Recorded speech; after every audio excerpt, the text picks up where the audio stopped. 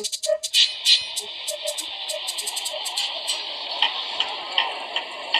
Topham Hatt sat in his office listening to the noise outside.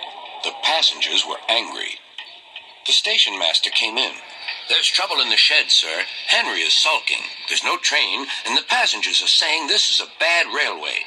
"Indeed," said Sir Topham Hatt. "We cannot allow that." He found Gordon, James, and Henry looking very cross. "Come along, Henry. It's time your train was ready." "Henry's not going," said Gordon. "We won't shunt like little tank engines. That was Thomas's job. We're important tender engines. You fetch our coaches and we will pull them. Tender engines don't shunt." "We'll see about that," said Sir Topham Hatt. "No engine on my railway is too important for small jobs." And he hurried away to find Edward. The yard has never been the same since Thomas left to run his branch line, he thought sadly. Edward was shunting. "Leave those freight cars, please, Edward," said Sir Topham Hatt. "I want you to push coaches for me in the yard." "Thank you, sir. That will be a nice change." "That's a good engine. Off you go, then."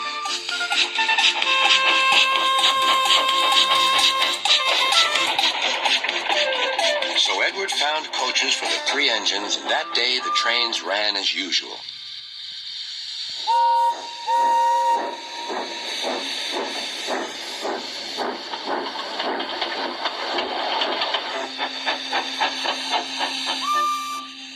But next morning, Edward looked unhappy.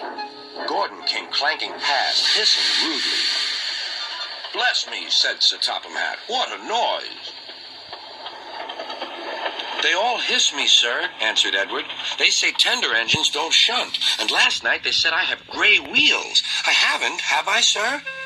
"No, Edward, you have nice blue ones, and I'm proud of you. Tender engines do shunt, but all the same, we do need another tank engine here."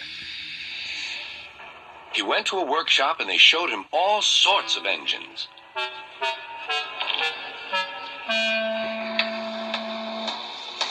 At last he saw a smart little green engine with 4 wheels. "That's the one," he thought. "If I choose you, will you work hard?" "Oh, sir, yes, sir." "That's a good engine. I'll call you Percy." "Yes, sir. Thank you, sir." And Sir Topham Hatt brought Percy back to the yard. "Edward," he called, "here's Percy. Will you show him everything?" Percy soon learned what he had to do, and they had a happy afternoon.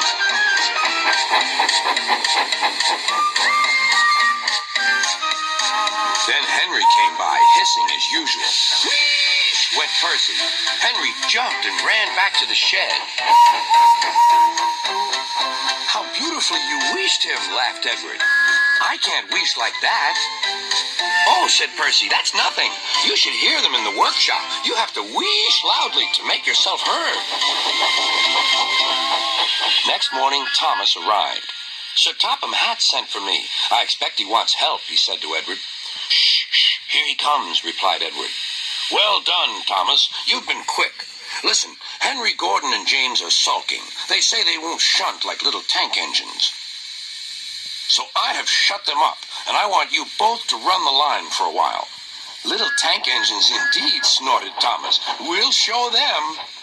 And Percy will help too." "Oh, sir, yes, sir, please, sir," answered Percy. Edward and Thomas worked the main line, greeting each other as they passed by. Percy puffed along the branch line. Thomas was anxious about Annie and Clarabel, but both driver and conductor promised to take care of them. There were fewer trains, but the passengers didn't mind. They knew the 3 other engines were having a lesson. Gordon, James, and Henry were cold, lonely, and miserable. They wished now they hadn't been so silly.